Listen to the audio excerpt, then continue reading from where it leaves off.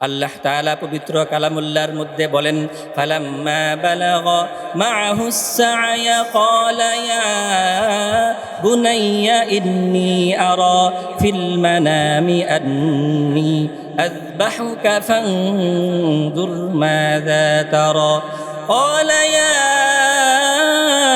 আবাতি ইফআল মা তু'মার ستجدني إن شاء الله من الصابرين আল্লাহ তাআলা বলেন, সন্তান যখন পিতার সাথে চলাফেরার বয়সে উপনীত হয়েছে, পিতাকে কাজে সহযোগিতা করার বয়সে উপনীত হয়েছে, তখন ইব্রাহিম আলাইহিস সালাতু ওয়াস সালামকে বললেন, স্বপ্নে দেখাইলেন যে আপনি আপনার সন্তানকে আমার সন্তুষ্টির জন্য কুরবানি করুন। তাই ইব্রাহিম আলাইহিস সালাতু ওয়াস সালাম আবার ওই দূর মক্কার সফরে ঘর থেকে বের হয়ে গেলেন। আর মক্কা এসে দেখে আগের মতো মরুভূমি আর নাই, কারণ ওখানে জমজমের কূপ হয়েছে, স্বচ্ছ পানির ব্যবস্থা হয়েছে। মরু প্রান্তের বিভিন্ন অঞ্চলের লোকেরা স্বচ্ছ পানি পেয়ে ওখানে বসবাস করতে শুরু হয়েছে। সম্মানিত উপস্থিতি, আমরা গত সপ্তাহে কুরবানির ইতিহাস সম্পর্কে আলোচনা শুনতেছিলাম। কুরবানির সূচনা আমাদের আদি পিতা হযরত ইব্রাহিম আলাইহিস সালাতু ওয়াস সালাম থেকে শুরু হয়েছে। ইব্রাহিম আলাইহিস সালাতু ওয়াস সালাম এর পরবর্তীতে কুরবানির যে নজরানা পেশ করেছেন, এটা আল্লাহ তাআলার কাছে এত পছন্দনীয় হয়েছে, বিদায় আল্লাহ তাআলা ইব্রাহিম আলাইহিস সালাতু ওয়াস সালামের এই কুরবানিকে কিয়ামত পর্যন্ত সামর্থ্যবান মুসলমানদের উপর আল্লাহ তাআলা ওয়াজিব করে দিয়েছেন। আমরা জানি ইব্রাহিম আলাইহিস সালাতু ওয়াস সালামের জীবনটা পরীক্ষায় জর্জরিত। ইব্রাহিম আলাইহিস সালাতু ওয়াস সালাম জীবনে অনেকগুলো পরীক্ষা দিয়েছেন। কেউ বলেছেন 10টা, 15টা, 20টা, 40টা পর্যন্ত রাওয়ায়াতের মধ্যে পাওয়া যায়। এত পরীক্ষা ইব্রাহিম আলাইহিস সালাতু ওয়াস সালাম দিয়েছেন কেন? কারণ আল্লাহ তাআলা ইব্রাহিম আলাইহিস সালাতু ওয়াস সালামকে বড় একটা আসন দিবেন, যার কারণে আল্লাহ তাআলা ইব্রাহিম আলাইহিস সালাতু ওয়াস সালামকে পরীক্ষায় উত্তীর্ণ বানাইলেন।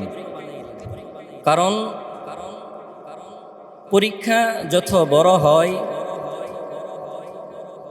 তো আল্লাহ তাআলা তাকে তত সম্মানিত করেন যদি সে পরীক্ষায় উত্তীর্ণ হতে পারে। যেহেতু ইব্রাহিম আলাইহিস সালাতু ওয়াস সালাম আল্লাহ তাআলা তাওহীদবাদী মানুষদের জাতির পিতা বানাবেন, এজন্য আল্লাহ তাআলা ইব্রাহিম আলাইহিস সালাতু ওয়াস সালাম থেকে বড় বড় পরীক্ষা নিয়েছেন। দুনিয়ার নিজাম এটাই, যেই চাকরির ভিতরে যত বেশি পরীক্ষা ওই চাকরিতে তত বেশি প্রমোশন। উদাহরণস্বরূপ দেখবেন যারা ডিফেন্সে চাকরি করে, এরা 3 মাস, 6 মাস, 9 মাস, 1 বছর পরেই তারা বিভিন্ন ট্রেনিং দেয়, বিভিন্ন পরীক্ষা দেয়। পরীক্ষার মাধ্যমে উত্তীর্ণ হলে তাদের প্রমোশন দেওয়া হয়। এভাবে একজন সরকারি কর্মকর্তা যে সাধারণ লেভেলে ছিল, সে পরীক্ষায় উত্তীর্ণ হতে হতে হতে হতে নিজেকে রাষ্ট্রের অনেক উঁচু পর্যায়ে তাকে নিয়ে দাঁড় করাইতে পারে। পক্ষান্তরে যেই চাকরির পরীক্ষা নাই সেই চাকরির প্রমোশন নাই। যেমন গ্রাম্য পুলিশ যারা আছে, আমরা যাদেরকে চৌকিদার বলে থাকি, তারা ওই এক পরীক্ষা দিয়ে গ্রাম্য পুলিশ হয়েছিল, মৃত্যু পর্যন্ত ওই চৌকিদার হয়েই সে মৃত্যুবরণ করবে। তাদের পরীক্ষাও নাই, প্রমোশনও নাই। আল্লাহ তাআলা যেহেতু সাইয়্যিদিনা ইব্রাহিম আলাইহিস সালাতু ওয়াস সালামকে বড় একটা আসন দিবেন, উঁচু জায়গায় সমাসীন করবেন, বসাইবেন, এই জন্যে ইব্রাহিম আলাইহিস সালাতু ওয়াস সালাম থেকে সাধারণ কোনো পরীক্ষা নিলে চলবে কি না? সাধারণ কোনো পরীক্ষা নিলে চলবে না। আল্লাহ তাআলা সাইয়্যিদিনা ইব্রাহিম আলাইহিস সালাতু ওয়াস সালাম থেকে বড় বড় পরীক্ষা গ্রহণ করেছেন। ইতিহাসের মধ্যে পাওয়া যায় ইব্রাহিম আলাইহিস সালাতু ওয়াস সালাম জীবনে শুধু পরীক্ষা দিয়েছেন বিষয়টা এমন নয়, ইব্রাহিম আলাইহিসসালামের জন্মই তো হয়েছে পরীক্ষার হলে। বলবেন হুজুর, পরীক্ষার হলে আবার জন্ম হয় নাকি? পরীক্ষার হলে জন্ম হওয়া এই কথার মানে হলো ইব্রাহিম আলাইহিসসালাম মুসলিম জাতির পিতা হবেন, অথচ আল্লাহ তাআলা তাকে এমন এক পরিবারে আল্লাহ তাআলা তাকে পাঠাইলেন যেই পরিবারের পিতা তাওহীদ মানে না, মূর্তি পূজা করে, যেই পরিবারের মা তাওহীদ মানে না, মূর্তি পূজা করে। আল্লাহ তাআলা ইব্রাহিম আলাইহিসসালামকে এমন এক পরিবারে প্রেরণ করলেন যেই পরিবারের চাচারা একত্ববাদ মানে না, মূর্তি পূজা করে। তার পরিবারের লোকজন মূর্তি পূজা করে, সমাজ মূর্তি পূজা করে, দেশ মূর্তি পূজা করে। বাপের কন্ডিশন তো আরও জটিল।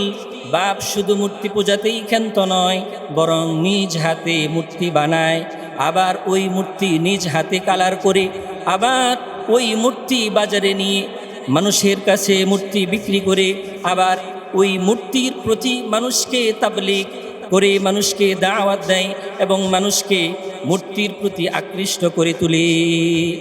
আল্লাহ তাআলা ইব্রাহিম আলাইহিসসালামকে এমন এক পরিবারে প্রেরণ করলেন যেটাকে বলা যায় যে তিনি কেমন যেন পরীক্ষার হলেই জন্মগ্রহণ করেছেন। কারণ এমন এক পরিবারে তিনি জন্মগ্রহণ করেছেন যিনি একত্ববাদের মুসলিম জাতির পিতা হবেন। তিনি এমন এক আল্লাহ তাআলাকে মানে না, মূর্তি পূজা শিরকের সাথে সম্পৃক্ত এমন এক পরিবারে আল্লাহ তাআলা তাকে পাঠাইছেন, পরীক্ষার মধ্য দিয়ে আল্লাহ তাআলা পাঠাইছেন। ইব্রাহিম আলাইহিসসালামের অনেকগুলো পরীক্ষা ছিল, তার মধ্যে একটা পরীক্ষা হলো ইব্রাহিম আলাইহিসসালাম অনেক দিন দোয়া করেছেন, রব্বি হাবিলি মিনাস সালিহিন, ও পরওয়ারদিগার আমাকে সৎ পুত্র দান করেন। ইব্রাহিম আলাইহিসসালাম এই দোয়া আল্লাহ তাআলার কাছে একদিন দুই দিন করে নাই। ইব্রাহিম আলাইহিসসালাম 1 বছর, 2 বছর, 5 বছর, 20 বছর, 30 বছর, 50 বছর করে নাই।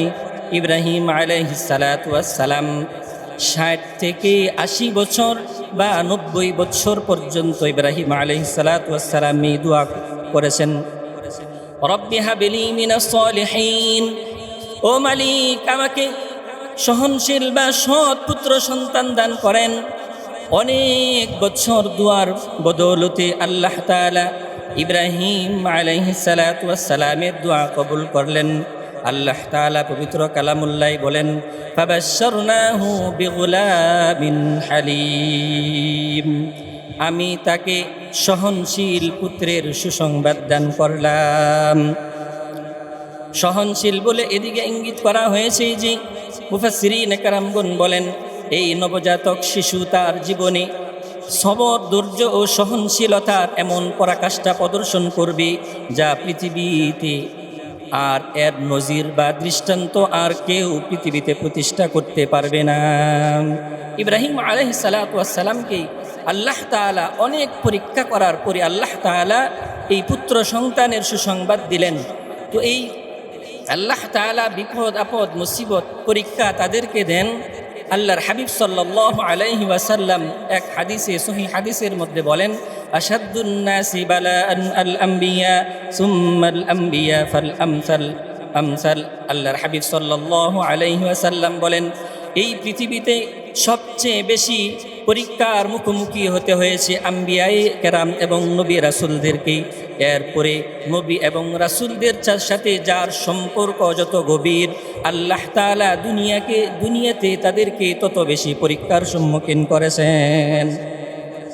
সাইয়েদনা ইব্রাহিম আলাইহিসসালাম আল্লাহ তাআলার কাছে অনেক বছর দুয়ার করে আল্লাহ তাআলা সাইয়েদনা ইব্রাহিম আলাইহিসসালামকে বললেন, ফাবাশশারনাহু বিগুলামিন হালিম, আমি তাকে সহনশীল পুত্রের সুসংবাদ দিলাম। তো পুত্র হওয়ার পরে আল্লাহ তাআলা আবার পরীক্ষার মধ্যে ফেললেন। আল্লাহ তাআলা বলতেছেন, হে খলিল, আপনার যেই সন্তান হয়েছে আপনি সেই শিশু সন্তান ইসমাইলকে এবং আপনার স্ত্রী হাজেরাকে আপনি বনবাদ দিয়ে আসেন, মরুর প্রান্তে আপনি রেখে আসেন। যেহেতু আল্লাহ তাআলার আদেশ, এই জন্য ইব্রাহিম আলাইহিসসালাম আল্লাহ তাআলার আদেশ পালনের জন্যে শিশু ইসমাইল এবং তার মা হাজেরাকে মক্কার মরুপ্রান্তে এসে রেখে গেলেন। তো রেখে যখন যাচ্ছেন, বিবি হাজেরা তখন জিজ্ঞাসা করলেন যে আপনি কি আমাদেরকে এখানে যে রেখে যাচ্ছেন, এটা কি আল্লাহ তাআলার হুকুমে নাকি আপনার ইচ্ছায়? যদি আপনার ইচ্ছায় হয় তাহলে আমার প্রশ্ন আছে, আর যদি আল্লাহ তাআলার ইচ্ছায় হয় তাহলে আমার কোনো প্রশ্ন নেই। ইব্রাহিম আলাইহিস সালাতু ওয়াস সালাম উত্তর দিলেন, আমি যা করি সব আল্লাহ তাআলার হুকুম, আল্লাহ তাআলার হুকুম বাস্তবায়নের জন্যই করে থাকি। তো তিনি আর কিছু বললেন না। ইব্রাহিম আলাইহিস সালাতু ওয়াস সালাম চলে গেলেন। বিবি হাজেরা শিশু সন্তানকে নিয়ে মক্কার এই মরুপ্রান্তে বসবাস করতেছেন। সূর্য যখন উদিত হয় তখনই শুরু হয়ে যায় কষ্টের এক ইতিহাস শুরু হয়ে যায়। কারণ আরও এখন এত হাজার হাজার বছর পরে এসে এখনও সৌদি আরবের যেই তাপ, ওই যুগে তো আর এত এত গাছপালা, এত সুন্দর ব্যবস্থা ছিল না। যখন বিবি হাজেরাকে রেখে যায়, যখন সকাল হয়, সূর্য উদিত হয়, তখনই রোদের প্রখরতা আস্তে আস্তে বাড়তে থাকে। আর একজন মানুষের মুখ থেকে শুরু করে তার এভাবে বুক থেকে শুরু করে তার একজন মানুষের পুরা দেহটাই এভাবে তৃষ্ণার্ত হয়ে যায়। তার মনের ইচ্ছার বাহিরে গিয়েই তার মনের মধ্যে আবেগ জাগ্রত হয়, হায় যদি আমি এক ডুব পানি আমি যদি পান করতে পারতাম তৃষ্ণা নিবারণের জন্যে। কিন্তু বিবি হাজেরা চিন্তা করলেন যে আমার কাছে যেই পানি আছে, আমার স্বামী আমার হাজবেন্ড চলে গেছে, জানি না কবে আসবে। আমার কাছে যেই পানি আছে এটা যদি আমি তৃপ্তি সহকারে পান করে শেষ করে দেই, তাহলে তো পরবর্তীতে পান করার আর আমার কাছে কোনো পানি থাকবে না। এই জন্যে তিনি অল্প অল্প করে পানি পান করতেন। বাংলাদেশের যারা স্বাস্থ্য গবেষণা করে তারা বলে একজন মা যে তার সন্তানকে দুধ পান করায়, তার ওই মাকে প্রতিদিন কমপক্ষে 25,000 ক্যালোরি বা 2500 ক্যালোরি খাবার খেতে হয়। বিবি হাজেরা 2500 ক্যালোরি খাবার সে কোথায় পাবে? সে তো ঠিকমতো তৃপ্তি সহকারে পানি পান করতে পারে না। কারণ তার কাছে ভয় যে না জানি আমার পানি যখন শেষ হয়ে যাবে, পানি শেষ হওয়ার পরে আমি আর পানি কোথায় পাবো? আমি তো এখানের কোনো কিছুই চিনি না, এটা তো মরুপ্রান্ত, শুধু বালু আর বালু, আমি পানি কোথায় পাবো? এই জন্য পানি আর পান করে না। সঙ্গত কারণেই তখন তার বুকের যেই দুধ এটা আস্তে আস্তে শুকিয়ে যায়। তো শিশু ইসমাইলকে আর দুধ পান করাইতে পারে না, কারণ এই উত্তপ্ত মরুভূমিতে রোদের প্রখরতায় তার শরীর মুখ সব কিছুই শুকিয়ে যায়। তো তিনি তখন তার কাছে যেই পানি ছিল অল্প অল্প করে পানি শিশু ইসমাইলের মুখে দেয়। শিশু ইসমাইলকে বাঁচানোর জন্য চেষ্টা করে একদিন ওই পানিটুকু শেষ হয়ে যায়। তখন মা হাজেরা ওই শিশুকে বাঁচানোর জন্যে তার মুখের জিহ্বাটা তার শিশুর মুখের ভিতরে দিয়ে দেয়, যেন শিশুটা কিছুটা হলেও আর্দ্রতা অনুভব করতে পারে। আল্লাহ তাআলা তো এই জিহ্বার মধ্যে, মানুষের জিহ্বার মধ্যে কি এক সুন্দর ঝর্ণা দ্বারা দিয়ে দিয়েছেন, অলৌকিক ঝর্ণা আল্লাহ তাআলা দিয়েছেন। কোটি কোটি জিহ্বা কেটে যদি একত্রিত করা হয় এক ফোঁটা পানি পাওয়া যাবে না। কিন্তু কোনো মানুষের সামনে যদি একটা তেঁতুলের দানা কেউ খায়, তাহলে ওই মানুষটা দেখার সাথে সাথে তার মুখের মধ্যে পানির কোনো অভাব হবে না। আল্লাহ তাআলা কি এক ঝর্ণা দ্বারা জিহ্বার মধ্যে দিয়ে দিলেন। তো বিবি হাজেরা তার সন্তানকে এভাবে তার জিহ্বাটা দিয়ে শিশুকে এভাবে আর্দ্রতা অনুভব করাইতেছে। কিন্তু কি আর করার, কিছুদিন পরে তার মুখ এভাবে শুকিয়ে যায়। তিনি এভাবে মরুর সব জায়গায় দেখেছেন, কোথাও পানি নাই। সাফা মারওয়া অনেকবার গেছেন, কোথাও পানি নাই জানেন। কিন্তু এরপরেও তিনি নিজের মনকে সান্ত্বনা দেওয়ার জন্যে, শিশুর এমন অবস্থা দেখে তিনি তো এটা সহ্য করতে পারবেন না যে তার সামনে তার শিশু, তার কলিজার টুকরা শিশুটি ইন্তেকাল করবে। এটা মা হয়ে তিনি সহ্য করতে পারবেন না।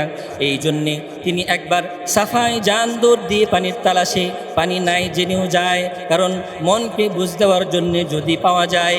গিয়ে যখন সাফাই তালাশ করে পানি খুঁজ পায় না, পানি নাই, আবার সন্তানের কাছে আসে, না জানি আমার সন্তান ইন্তেকাল করেছে। এভাবে আবার মারওয়ায় যায়, আবার সাফাই যায়, আবার সন্তানের কাছে আসে। এভাবে যখন 7টা চক্কর দিয়েছি, শিশু ইসমাইল যখন মাটিতে কাতরাইতেছি, ওই শিশুর পায়ের গোড়ালি লাগাতে সামান্য গর্ত হয়ে যায়।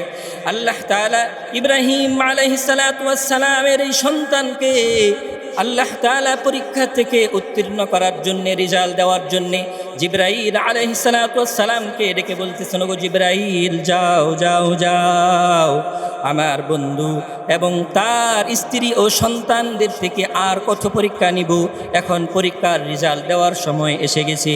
যাও, ওই শিশু ইসমাইলের পায়ের আঘাতে সামান্য যেই মরু প্রান্তে যে একটু গর্ত হয়েছে, ওই গর্তে তুমি আঘাত করে ওখান থেকে ঝর্ণা প্রবাহিত করে দাও, যার থেকে তারা পানি পান করতে পারবে। বিবি হাজরা যখন 7 চক্কর শেষ করে সন্তানের কাছে আসলো, আয়েশা দেখে আল্লাহ তাআলার কত বড় নিয়ামত। আল্লাহ তাআলা ওই মরু প্রান্তে যেখানে শত শত ফিট খোঁজ করেও পানির খোঁজ পাওয়া যায় না, আল্লাহ তাআলা ওই সামান্য একটু আঘাত, একটু জায়গা থেকে আল্লাহ তাআলা পানির ব্যবস্থা করে দিলেন। বিবি হাজরা যখন পানি এসে দেখলেন, তখন চতুর্দিক থেকে এভাবে বাঁধ দিতে শুরু করলেন। এরপরে বাঁধ উপছে, যখন পানি চলে যাচ্ছে, তখন বিবি হাজরা বললেন, জম জম জম। আল্লাহ তাআলা বিবি হাজরার এই কথাটাকে আল্লাহ তাআলা কবুল করেছেন। আল্লাহ তাআলা কবুল করেছেন বিদায় এই ঝর্ণার নাম দিয়েছেন জমজম। আল্লাহ তাআলা ইব্রাহিম আলাইহিস সালাতু ওয়াস সালাম থেকে এভাবে পরীক্ষা নিলেন। তো যখন সন্তান আস্তে আস্তে বড় হইতে শুরু হয়েছে, যখন ইসমাইল এভাবে শিশু থেকে কিশোরে পরিণত হয়েছে, আল্লাহ তাআলা বলেন, আমি ইব্রাহিমকে আবার পরীক্ষায় ফেলে দিলাম। মুফাসসিরিনে কারামগণ বলেন, বা প্রশ্ন আসতে পারে যে সন্তান কতটুকুন বড় হলে আল্লাহ তাআলা আবার পরীক্ষা দিলেন। আল্লাহ তাআলা পবিত্র কালামুল্লাহর মধ্যে বলেন, ফালাম্মা বালাগা মাআহুস সা'য়া ক্বালা ইয়া বুনাইয়া ইন্নী আরা ফিল মানামি আন্নী আযবাহুকা ফানজুর মাযা তারা ক্বালা ইয়া أبت افعل ما تؤمر ستجدني إن شاء الله من الصابرين। আল্লাহ তাআলা বলেন, সন্তান যখন পিতার সাথে চলাফেরার বয়সে উপনীত হয়েছে, পিতাকে কাজে সহযোগিতা করার বয়সে উপনীত হয়েছে, তখন ইব্রাহিম আলাইহিস সালাতু ওয়াস সালামকে বললেন, স্বপ্নে দেখাইলেন যে আপনি আপনার সন্তানকে আমার সন্তুষ্টির জন্য কুরবানি করুন। তাই ইব্রাহিম আলাইহিস সালাতু ওয়াস সালাম আবার ওই দূর মক্কার সফরে ঘর থেকে বের হয়ে গেলেন। আর মক্কা এসে দেখে আগের মতো মরুভূমি আর নাই, কারণ ওখানে জমজমের কূপ হয়েছে, স্বচ্ছ পানির ব্যবস্থা হয়েছে। মরু প্রান্তের বিভিন্ন অঞ্চলের লোকেরা স্বচ্ছ পানি পেয়ে ওখানে বসবাস করতে শুরু হয়েছে। ইব্রাহিম আলাইহিস সালাতু ওয়াস সালাম ওই মক্কার লোকদেরকে জিজ্ঞাসা করলেন, ইসমাইলের গড় কোনটি, হাজেরার গড় কোনটি? তো ইব্রাহিম আলাইহিস সালাতু ওয়াস সালাম জিজ্ঞাসা করার পরে মক্কার লোকেরা দেখা দেয়, ওই যে দেখা যায় ইব্রাহিম আলাইহিস সালাতু ওয়াস সালামকে বলে, ওই যে দেখা যায় ইসমাইলের ঘর, বিবি হাজেরার ঘর, ওখানে তারা বসবাস করে। সাইয়েদিনা ইব্রাহিম আলাইহিস সালাতু ওয়াস সালাম ওই ঘরের সামনে গিয়ে গেলেন এবং ডাক দিলেন, ইসমাইল রে, আছোনি রে বাবা ইসমাইল, আছোনি রে সন্তান। ইসমাইল আলাইহিস সালাতু ওয়াস সালাম ডাক শুনে ঘর থেকে দৌড়ে মার কাছ থেকে সে ঘরের দরজার কাছে আসে। দরজার কাছে এসে দেখে এমন একজন জামা পরিহিত লোক দাঁড়িয়ে আছে। ঠিক হুবহু আরেকটা জামা ঘরের ভিতরে ঝুলানো আছে। যেই জামা তার মা কাছে নিয়ে, যেই জামার থেকে তার মা ঘ্রাণ নিত, যেই জামার দড়িয়ে মা ভালোবাসা প্রকাশ করত, যেই জামা ধরে ধরে মা কান্না করত, ঠিক হুবহু আরেকটা জামা পরিহিত লোক তার সামনে দাঁড়িয়ে আছে। ইব্রাহিম আলাইহিস সালাতু ওয়াস সালামকে দেখে শিশু ইসমাইল সে চিনে ফেলল এটাই তার বাবা, যেমনটি সে তার মায়ের কাছ থেকে বাবার বর্ণনা সে শুনেছে। মাথায় পাগড়ি পরা, লম্বা গায়ে জামা, সুন্দর চাঁদের মতো চেহারা, ইসমাইল দেখেই বুঝে ফেলছে এটা আমার বাবা সাইয়্যিদিনা ইব্রাহিম আলাইহিস সালাতু ওয়াস সালাম। তো শিশু ইসমাইলকে দেখে ইব্রাহিম আলাইহিস সালাতু ওয়াস সালাম দেখে কুলে টেনে নিলেন। ওই যে ছোট্ট শিশু ইসমাইলকে রেখে গিয়েছিল, আজকে সে কিশোরে পরিণত হয়েছে। তো শিশু ইসমাইলকে ইব্রাহিম আলাইহিস সালাতু ওয়াস সালাম বলতেছে, চল বাবা মিনাই যাই চল। ইসমাইল বলে, ঠিক আছে বাবা চলেন মিনাই যাই। মিনাই যাওয়ার পথে শয়তান ইসমাইলকে বলে, ও ইসমাইল জানো তোমার পিতা তোমাকে কোথায় নিয়ে যাচ্ছে? বলে, কোথায় নিয়ে যাচ্ছে? তোমার পিতা তোমাকে জবেহ করার জন্য নিয়ে যাচ্ছে। তো ইব্রাহিম আলাইহিস সালাতু ওয়াস সালামকে যখনই কথা ইসমাইল বলে, ইব্রাহিম বলে, এই শয়তান, ও ইসমাইলকে পাথর মারু। আল্লাহ তাআলা ইব্রাহিম এবং ইসমাইল আলাইহিস সালাতু ওয়াস সালামের এই কাজটাকে পছন্দ করেছেন এবং আল্লাহ তাআলার ঘরে যারা জিয়ারতের জন্য যাবে, আল্লাহ তাআলা প্রত্যেক হাজির জন্য এই কাজটাকে ওয়াজিব করে দিয়েছেন। যদি কেউ হজে যায় আর এই পাথর না মারে, তাহলে তার হজ আমি আল্লাহ তাআলার কাছে কবুল হবে না, আল্লাহ তাআলা জানিয়ে দিয়েছেন। যাই হোক, ইব্রাহিম আলাইহিস সালাতু ওয়াস সালাম শিশু ইসমাইলকে যখন নিয়ে মিনার প্রান্তে গেলেন, যাওয়ার পরে তিনি তার সন্তানকে বলতেছেন, ইয়া বুনাইয়া ইন্নী আরা ফিল মানাম আন্নী আযবাহুকা ফানজুর মাযা তারা। হে বৎস, হে আমার সন্তান, আমি স্বপ্নে দেখেছি আমি তোমাকে জবেহ করতেছি, এখন তোমার অভিমত কি বলো? তো সন্তানকে যখন এটা বলেছে, ইসমাইল আলাইহিস সালাতু ওয়াস সালাম তো নবীর সন্তান, সন্তান বাপ যেমন হয়, পিতা যেমন হয়, সন্তানও তেমন হয়। কথায় আছে, বাপ খা বেটা সিপাহী কা গোরা কুছ না হো তো তোরা। তো যেমন বাপ এমন পুত্রকেও আল্লাহ তাআলা এত তীক্ষ্ণ মেধার অধিকারী করেছিলেন। ওই কিশোর ইসমাইল তিনি বুঝে ফেললেন, যেহেতু আমার পিতা আল্লাহ তাআলার নবী আর নবীদের স্বপ্ন ওহী, সুতরাং ওহীর বার্তা যখন নবীর কাছে এসেছে, এটা একজন নবীর জন্য বাস্তবায়ন করা ছাড়া দ্বিতীয় আর কোনো পথ নাই। এই জন্য ইসমাইল বলে, ইয়া আবাতি ফাআল মা তু'মার সাতাজিদুনি ইনশাআল্লাহু মিনাস সাবিরিন। ওগো আমার পিতা, আপনাকে যে আদেশ করা হয়েছে, আল্লাহ তাআলা আপনাকে স্বপ্নের মাধ্যমে যে হুকুম করেছেন, আপনি আপনার হুকুম বাস্তবায়ন করেন, আর আমাকে আপনি অবশ্যই সহনশীল বা ধৈর্যশীলদের অন্তর্ভুক্ত পাবেন। ইসমাইল আলাইহিস সালাতু ওয়াস সালাম ইতিহাস বলে, ইসমাইল বলে, ওগো আমার পিতা, আমাকে জমি করার পূর্বে আপনার কাছে আমার একটা আবেদন হলো, আমার এই শরীরের জামাটা আপনি আমার মাকে হাদিয়া দিয়ে দিবেন। কারণ ইব্রাহিমের অনুপস্থিতিতে, ইব্রাহিম হারানোর বেদনায় আমার মা ইব্রাহিমের জামা থেকে ঘ্রাণ লইছে। ইসমাইল হারানোর বেদনাটাও আমার মা এই জামা থেকে লইতে পারবে। আব্বা, আমার মায়ের কাছে আমার এই জামাটা হাদিয়া দিয়া দিবেন, যেন আমার মা আমার এই জামা দেখে সন্তানের কথা স্মরণ করতে পারে। মুফাসসিরিনে কারামগণ বলেন, ইসমাইল আরো বলে, ওগো আমার পিতা, আপনার চক্ষুগুলোকে বাইদা লন, যেন আপনি ইসমাইলকে দেখতে না পান।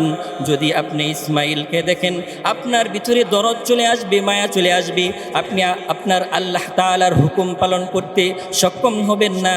এই জন্য আপনার চক্ষুগুলোকে বাঁধে নেন। আর আমি ইসমাইলকে আপনি কাঁধ করে শোয়াবেন না, আমি ইসমাইলের মুখটা মাটির দিকে দিয়ে উপর করে শোয়ান, যেন আপনি ইসমাইল দেখতে না পান। এই এমন এক ঘটনা যখন তারা প্রস্তুতি গ্রহণ করেছে, এমন এক ঘটনা যা পৃথিবীর ইতিহাসে আর কোনো দিন হয়নি, ভবিষ্যতে আর কোনো দিন এমন ঘটনার পুনরাবৃত্তি হবেও না। কারণ পিতা হয়ে সন্তানের গলায় যখন ছুরি চালাইছে, শুধুমাত্র আল্লাহ তাআলাকে সন্তুষ্টি করার জন্যে, আল্লাহ তাআলাকে রাজি খুশি করার জন্যে। পৃথিবীর ইতিহাসে এমন কোনো ঘটনা নাই, হবেও না, পুনরাবৃত্তি এমন ঘটনার হবে না যে সন্তানকে আল্লাহ তাআলার সন্তুষ্টির জন্যে জবেহ করেছে। তারা যখন এমন প্রস্তুতি গ্রহণ করে, ইব্রাহিম যখন লাইছে, সমস্ত আকাশ কান্নায় ভেঙে পড়েছে, আকাশের ফেরেশতারা কাঁদতেছে, কান্নার রুল পড়ে গেছে। এই কান্না দেখে দিকে আল্লাহ তাআলা ওই ছুরিকে আদেশ করেছেন, হে ছুরি, তোর ভিতরে যে কর্তনের ক্ষমতা এটা তো আমি আল্লাহ তাআলাই দিয়েছি, সুতরাং ইসমাইলের একটা প্রসঙ্গ কাটবে না। তোকে আমি কর্তনের ক্ষমতা দিয়েছি বলেই তুই যাকে ইচ্ছা তাকেই কাটবে, এটা কোনোদিন হতে পারে না। তুই ইসমাইলের একটা পশম কাটবে না। ইসমাইলকে যখন এভাবে ফেসাইতেছে, কাটে না। ইব্রাহিম আলাইহিস সালাতু ওয়াস সালাম এক পর্যায়ে হাতের ছুরিটা এভাবে ফেলে দিলেন, একটা পাথরের মধ্যে পড়েছে। মুফাসসিরিনে কারামগণ বলেন ওই পাথরটা টুকরা টুকরা হয়ে ইব্রাহিমকে বুঝিয়ে দিয়েছে, ও ইব্রাহিম, আমার ভিতরে কর্তনের ক্ষমতা নাই এমনটা নয়, দেখো পাথরের মধ্যে পড়ার সাথে সাথে পাথরটা টুকরা টুকরা হয়ে গেল, কিন্তু তোমার ইসমাইলের গলা আমি কাটি না। এরপরেও ইব্রাহিম তো আল্লাহ তাআলার খলিল, আল্লাহ তাআলার খলিল হওয়ার কারণে ইব্রাহিম চিন্তা করতেছে আল্লাহ তাআলা আমাকে যে আদেশ করেছেন এই আদেশ আমি বাস্তবায়ন না হওয়া পর্যন্ত আমি চেষ্টা চালাইতেই থাকবো, যতক্ষণ না জবে হয় ততক্ষণ পর্যন্ত আমি জবে চালাইতেই থাকবো।